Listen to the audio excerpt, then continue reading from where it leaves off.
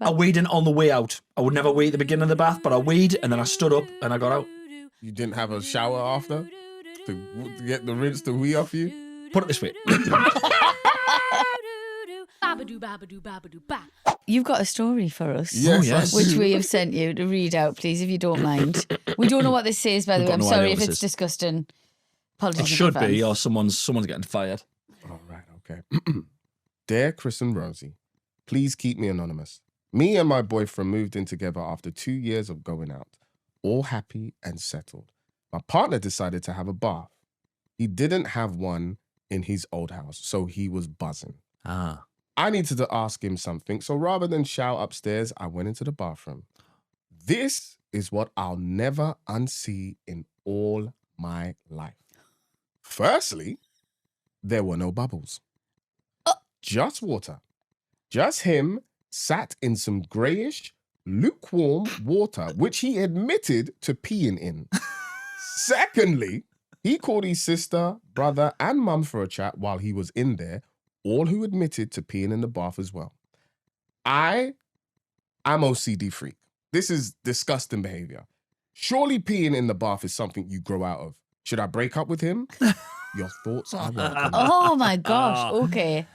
Well, the no bubbles thing's really upsetting. That's weird. That's the worst so bit. bad. I'm going to be honest with you. That's the worst bit. Put some shower gel in. Like, Any come shower on, gel, just innit? shampoo, So anything. what he's done, what I think what she's seen is she's seen him.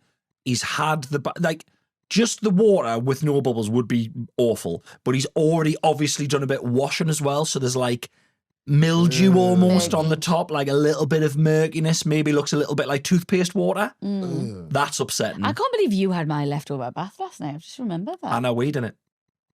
So you were a bath, were you? No, but I did it on my way out of the bath.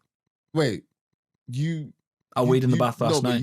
He had my bath. She had a bath, and then Which I he's said, never you went in really it? done. as long as she's not shaved in there or anything, I'm all right. Do you know what I mean? So I just jumped in your And bath. as well, I have like the hottest bath. It has to cool down. Her baths So- are Yeah, scorching. lobster Same- pot. Yeah. awful. I could have leprosy and I don't think you would catch it. So I think it would burn. No, my wife does that with the shower. Every time I forget to turn it down before because it is scorching. But Scorching yeah. hot. Yeah. No. Yeah. So you're I about weed in on the way out. I would never wee at the beginning of the bath, but I weed and then I stood up and I got out. You didn't have a shower after to get the rinse to wee off you? Put it this way.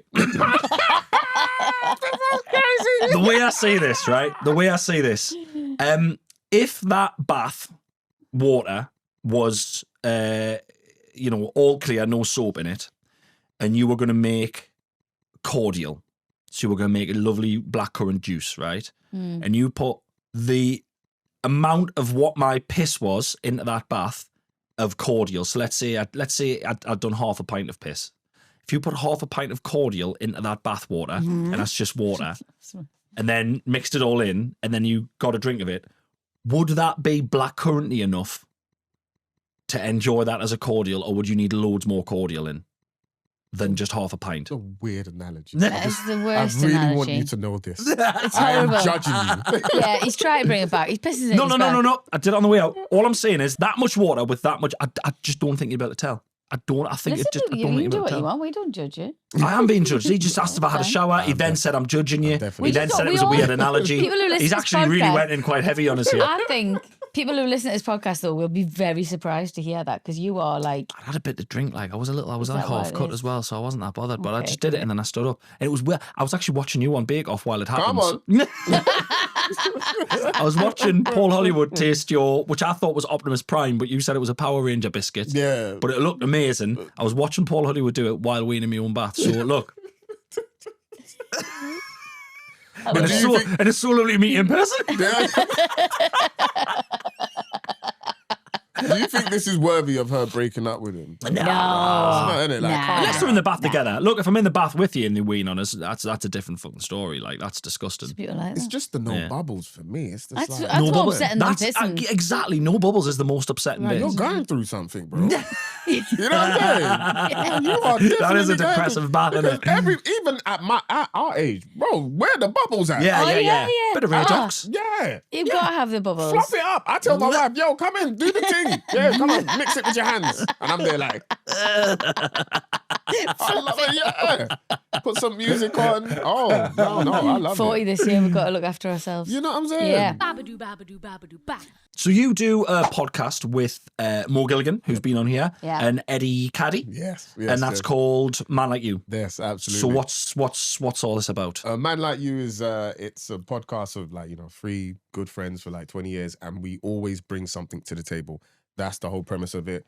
Bring a topic to the table, Right. discuss it, and Nice. just break it down. You enjoying it? Oh yeah, Just have a we good time? Love it. Like I said, we've known each other 20-year plus friendship, being on the circuit and everything, and yeah, we just decided all the backstage talk that we have when we're normally backstage, let's just have that, Yeah. and show it to the world. Amazing. Oh, I Some love of the that. backstage stuff. That's the thing when we get comics on here. Some of the backstage stuff. Obviously, sometimes you can't mention names and stuff. Yeah. But like, so first of all, before we talk about backstage, did you know them all before you got into stand-up? Yeah. No, not before I got into Oh, stand-up. right. Just But for stand- yeah. So with me and Mo Gilligan, it's been like 15 years of like knowing each other. Nice. With me and Eddie, 20 years. Mhm. Nice. Yeah, we've known each other the longest, and yeah, and we once we started touring together, it went from just having like funny conversations backstage to actually having real deep, meaningful conversations. Because we're all fathers now. Mhm.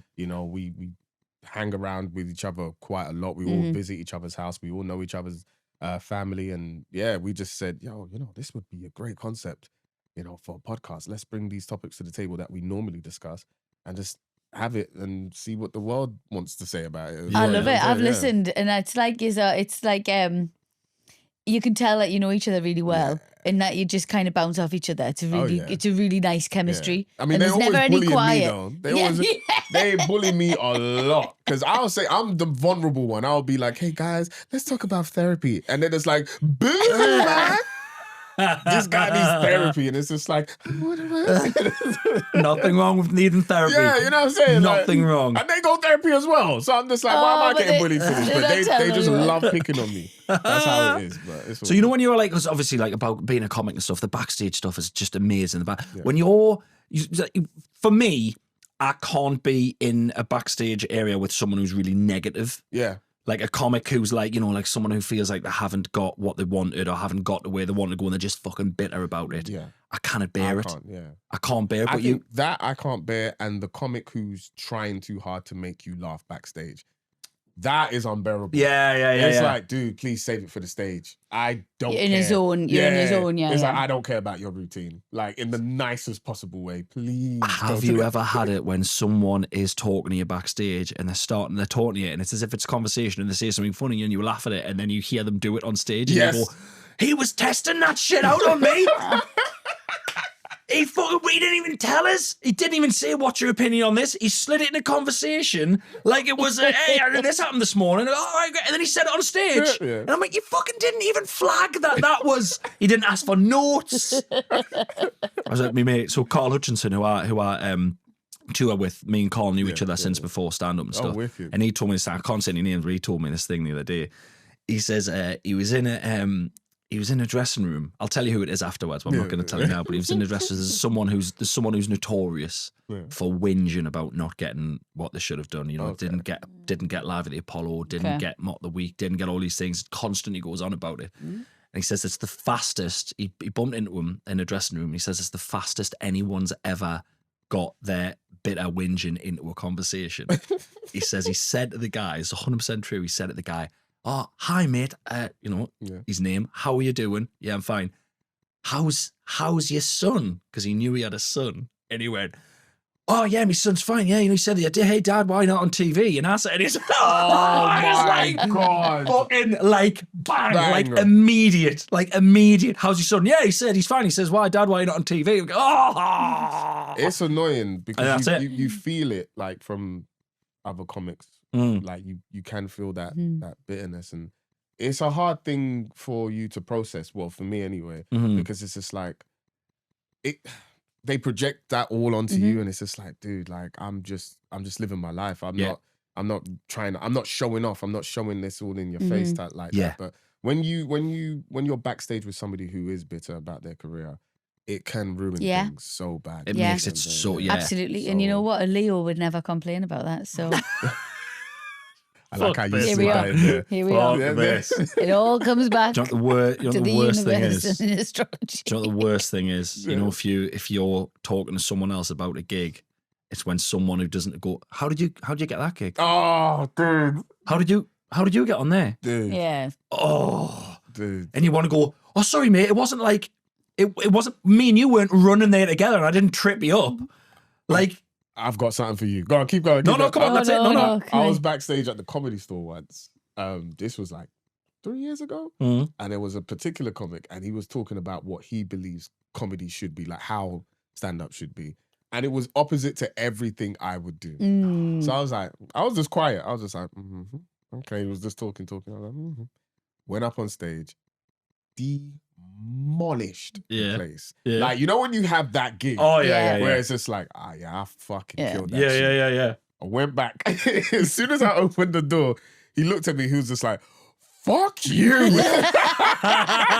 I was cracking up. I was just like, Oh, fuck I'll you, see you guys good. later. But you're here tomorrow? Yeah. I'll see you tomorrow night. Fuck you's very Yeah, good. At you least know? he owned it. He Yeah, was at least he didn't. At least he didn't just blank you. At least he was exactly. like, yeah, fuck you. That's great. Yeah. That's great. I've got another one to tell you, but I'll have to tell you when the mics are off. Say 'cause no it's more, man. Yeah. We'll gossip after.